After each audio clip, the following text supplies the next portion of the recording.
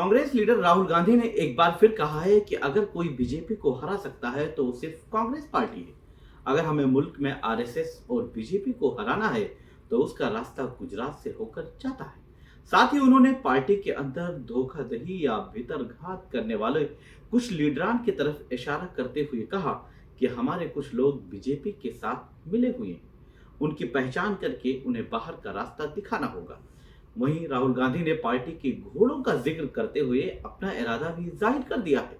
राहुल गांधी ने कहा कि मुल्क में चल रही लड़ाई महज सियासी लड़ाई नहीं है, बल्कि बीजेपी, आरएसएस और कांग्रेस के दरमियान नजरियाती लड़ाई है। पूरा मुल्क ये जानता है कि अगर कोई बीजेपी को हरा सकता है तो वो कांग्रेस है।